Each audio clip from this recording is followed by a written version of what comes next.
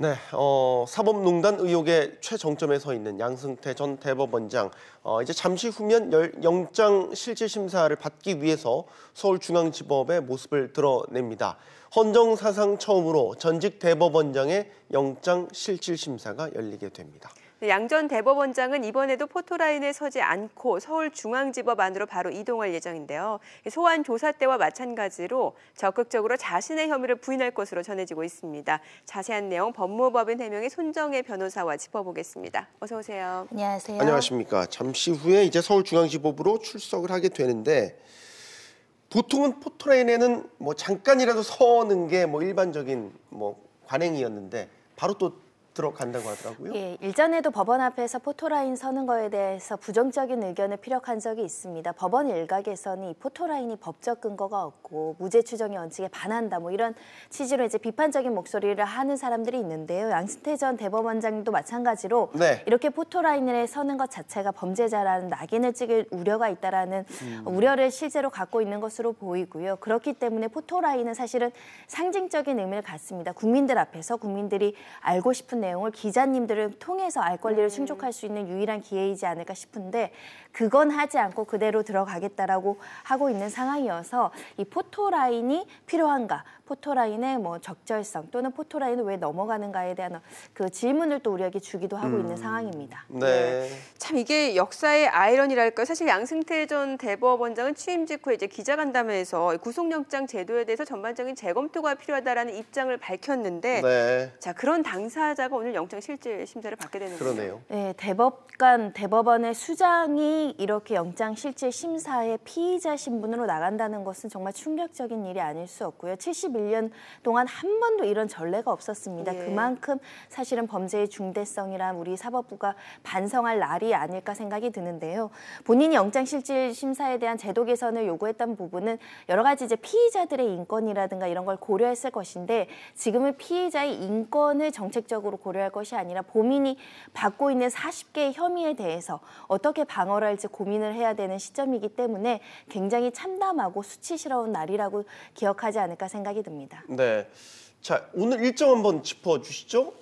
심사가 진행되고 언제쯤 구속 여부가 결정되는 거예요? 오전부터 시작되는 영장 실질 심사가 아마 여러 시간 진행될 것으로 보입니다. 늦은 네. 오후까지 영장 실질 심사는 진행되지 않을까 생각이 들고요. 네. 형사부 부장검사들과 부부장검사들이 참여해서 프리젠테이션 형식으로 영장 실질 판사 앞에서 이런 증거와 이런 범죄 사실로 이렇게 범죄의 소명이 있고 증거인멸 가능성이 있다는 것을 피력할 예정이고요.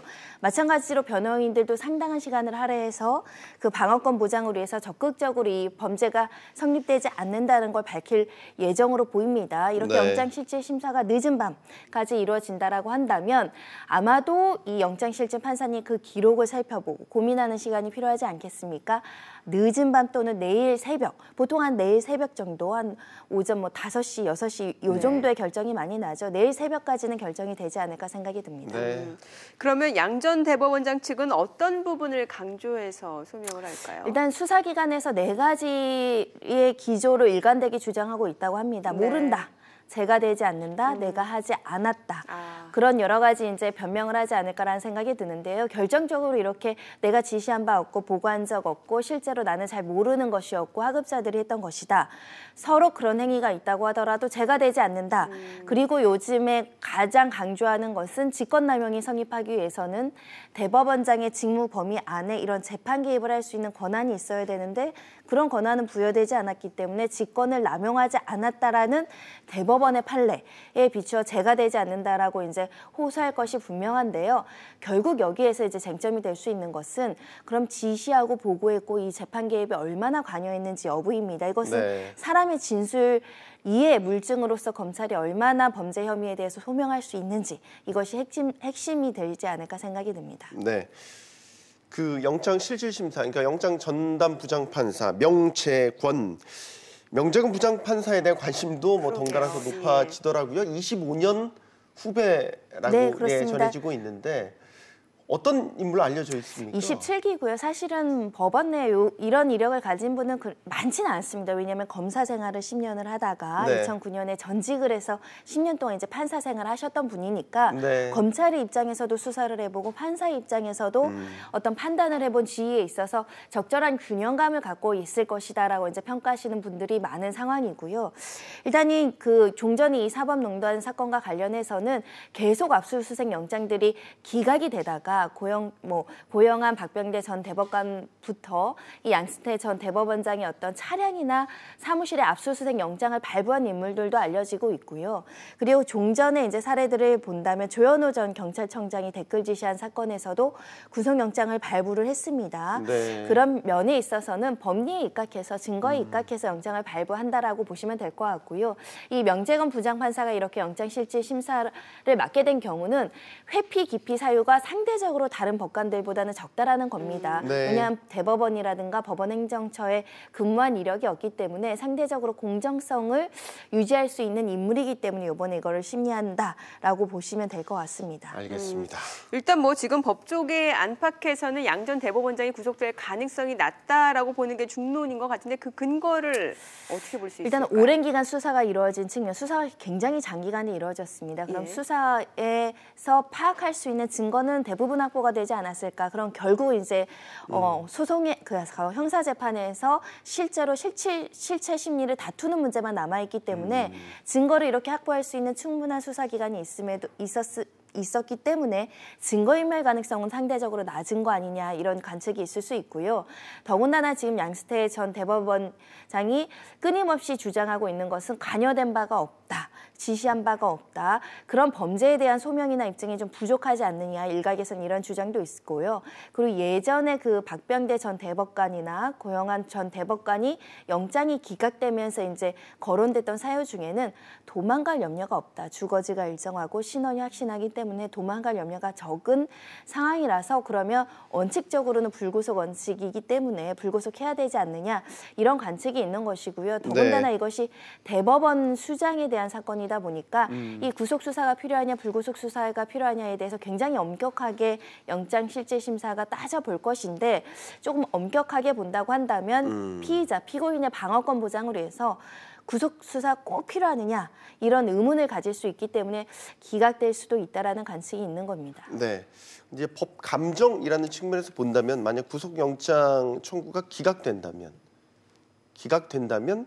법 감정이라는 측면에서는 반발 여론이 있을 것 같아요. 왜냐하면 방탄 법원이라는 비판을 직면할 수밖에 없는 상황이고요. 그리고 임종원 전 차장 정도는 지금 구속이 되어 있는데 이러다 보면 애초부터 꼬리 자르게 하려는 시도들이 있지 않았을까. 한 명에게 혐의를 몰고 다음 부분은 부인하고 한 사람에 대해서 중간 실무자에서 이 책임을 회피하고 면피하려는 시도들이 지속적으로 있지 않은가. 그에 대한 어떤 반성이고요. 더군다나 법원 내부의 인사가 그 영장에 대해서 평가하는 것이 불공정하다, 기울어진 운동장이다라는 국민적인 시각이 있기 때문에 사법개혁에 대한 목소리는 훨씬 높아지지 않을까 생각이 듭니다. 네. 네.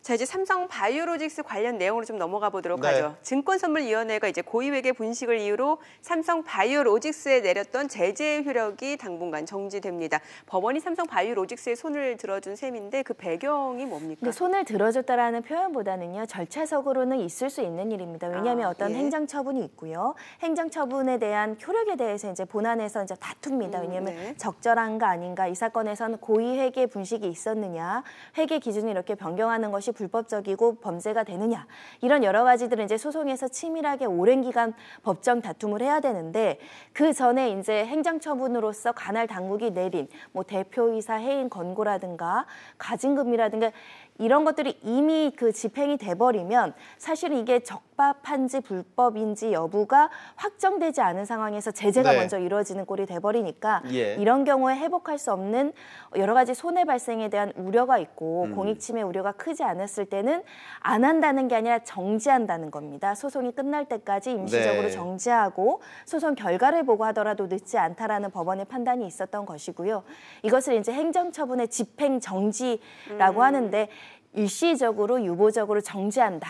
일단 본안 소송의 결과를 보겠다라는 의미 정도로 해석하시면 될 것 같습니다. 그러면 네. 이번 효력 정지가 본안 소송에 미치는 영향은 전혀 없다. 그렇습니다. 왜냐하면 본안 소송이 더 엄격한 입증에 따라서 서로의 공방을 해서 이것이 회계 기준 변경이나 이런 것들이 위법한 분식 회계인이 아니냐는 별도의 논리로 판단하는 것이고요. 집행정지가 인용되느냐 안 인용되느냐의 기준은 본안 소송 기준과는 다릅니다. 네. 근데 이제 또 업계에서 나오는 얘기는 뭐냐면 삼성 입장에서는 한숨 돌렸다.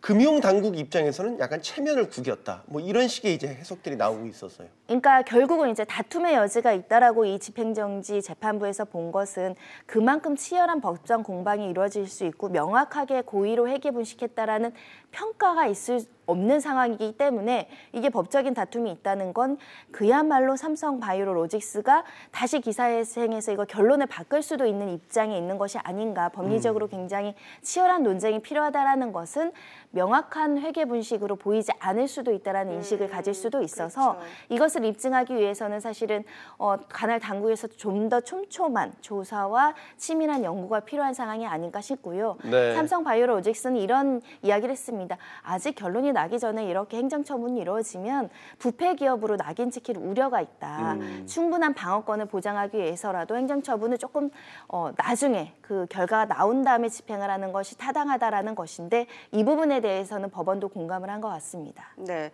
일단 증선이도 가만히 있지 않겠다는 입장이에요. 즉시 항고 여부를 검토하겠다라고 밝혔는데 그럼 증선이가 앞으로 할 수 있는 건 뭡니까? 그러니까 이 직시 항고라는 건 집행정지에 대해서 효력 정지를 하는 것이 결정이거든. 이 결정에 불복해서 다시 한번 판단을 받아보겠다는 것인데요. 정지 안 됩니다. 이런 거죠? 네네. 실무적으로는 사실은 이 집행정지에 대해서 이렇게 직시한다고 해서 결론이 바뀌는 일은 많지는 않습니다. 네. 하지만 그 과정을 통해서 다시 한번 이 행정처분의 어떤 적정성 여부를 검토할 것으로 생각이 들고요. 그럼에도 불구하고 어찌됐든 할 수 있는 모든 조치를 해야 되기 때문에 직시항고를 검토해서 하겠다라고 결정을 하고 있는 것 같습니다. 이게 이제 어쨌든 뭐 상장사이기도 하고요. 투자자들 입장에서 계속해서 리스크가 되기 때문에 본안 소송 결과는 그러면 우리가 언제쯤 알 수 있다 예측하십니까? 만약 많은 뭐 이렇게 공방의 시간을 줄 수 있는 사건은 아닙니다. 말씀하신 것처럼 이해관계인의 이해관계를 조절해야 되기 때문에 장시간 재판을 할 수는 없지만 수개월 정도는 최소 시간이 부여돼야 담당 재판부도 사건의 실체를 장악을 해서 제대로 된 판단을 할 수 있기 때문에 한 3개월에서 5개월 정도는 필요하지 않을까 생각이 듭니다. 3개월에서 5개월 정도? 알겠습니다. 손정혜 변호사와 이야기 나눠봤습니다. 감사합니다. 잘 들었습니다.